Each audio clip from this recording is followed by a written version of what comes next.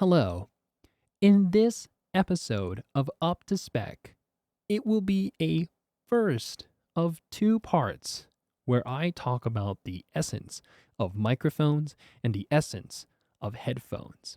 I was thinking that it would be very important to cover these brand names because it will answer a lot of questions for why you may see Shure's brand name almost everywhere when it comes to anything related to recording.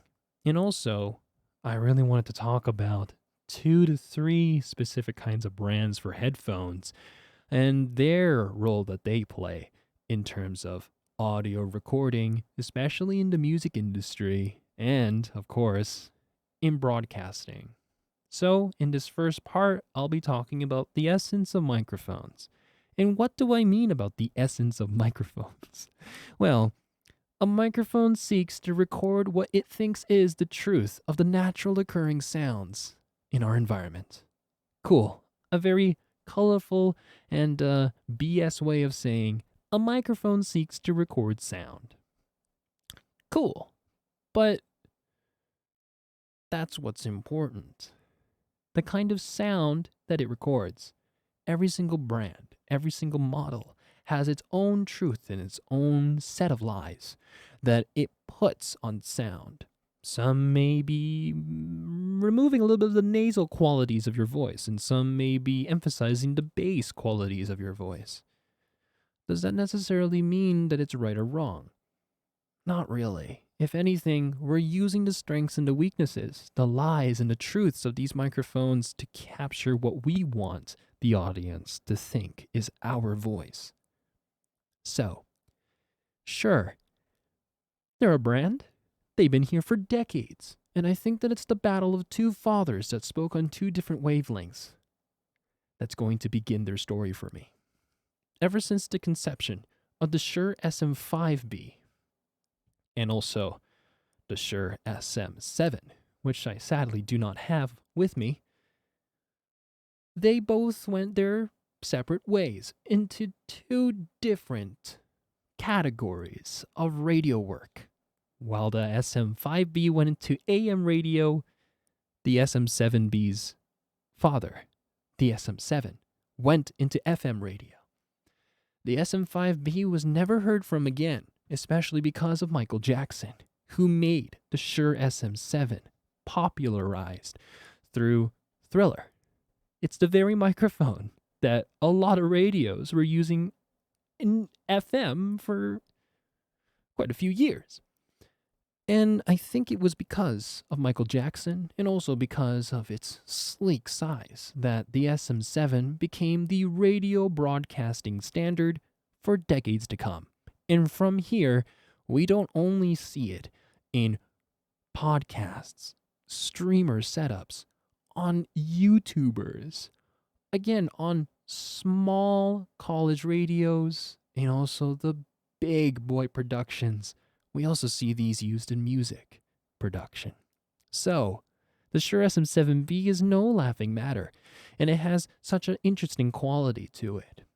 Typically, it's going to be very, very good for very bright, forward, nasally voices.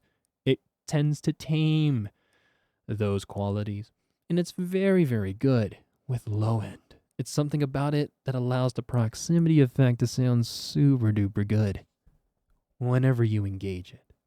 These are the qualities of the SM7B that made it so popular in radio. Not only that, there is also adjustable features such as these kind of two switches on the back that can actually boost the air frequencies if the voice is a little bit too dark, or for the lack of audiophile terms, it's very bassy.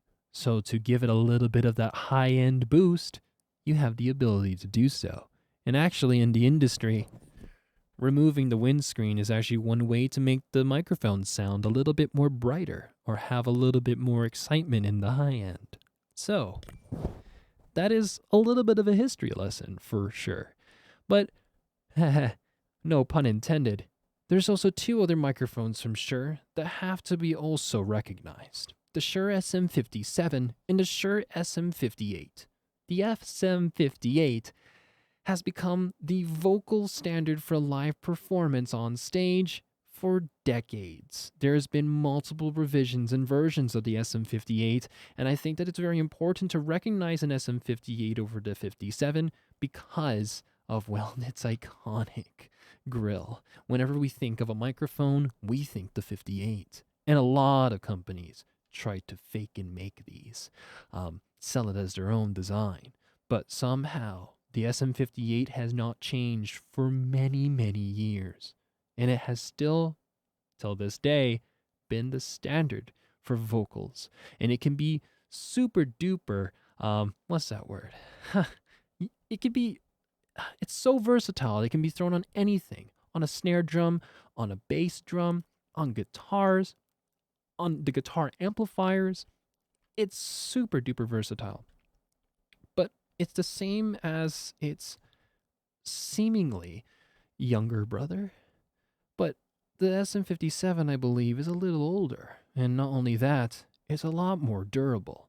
Without the grill, it does have not a lot of that plosive protection that we were talking about in previous episodes. But what's really interesting about the SM57 is that this microphone is even more versatile because of the no grill that's built into the microphone design and acoustics. It can fit inside of certain drum heads. It can also capture higher frequencies a lot more better. So if you throw this in front of a guitar amplifier, it sounds really crispy. And especially on acoustic guitars, the SM57 sounds beautiful. And not only that, this has actually become the standard for the White House to use whenever they do their press conferences or whenever they have the president doing a speech. The microphone is set up in dual channel in a sense. You have two of them in stereo, but that's actually false. They're not in stereo, but they're actually as backups. If you ever see Obama talk when he was still in office, the SM57 is run in duo, and they have these big sock windscreens to protect the top elements from not catching all that wind noise because they're making the speeches outside. So, even after lots of damage, an SM57 would still work and has been a standard in the industry for many, many years. Not only, again, are the 58 and the 57 beautiful microphones for on-stage live performance or for acoustic recordings and even for vocals. They're all the same microphone. The element in the 57, the element in the 58, the element in the SM7B, and also the element in the SM5B. They're all the same microphone. They're all cousins. And I mean, that kind of makes sense. SM, and then there's a 5, and then there's a B sometimes. You know, they're a little scared of saying the alphabet sometimes, huh? But no, for some reason, all the elements look different. But it's the essence of the microphone that has always been kept clear. As day, they all were meant for voice. Whether or not it was for musical use, singing of the voice, or voice over, Shure has been here for many decades, and they still always will be. But I think it's also important to talk about another brand that has to be mentioned, and that is Electro Voice. Electro Voice has also been here for many, many years, and I have here the RE20. The RE20 is as old as the SM7 and has been basically the standard in radio as much as the SM7 has. There's actually two other versions of the RE20 that has been released over time. The RE20, which I have here, of course, the RE320, which is a little bit newer, and in between, the middle child being the RE27ND. What's important about knowing Electro Voice and the shape and the way it looks, and one day you'll recognize its sound, is that, well, these are typically thrown on very, very dark voices, unlike the SM7. The other beauty of the RE20 is actually its design. Removes the proximity effect. All that it does is it increases how loud you are. but it doesn't excite the low frequencies. What a design. So as soon as you have a talent that comes close to the microphone, it doesn't sound all smooth and bassy. It just sounds like he got louder, like they turned up the gain or something.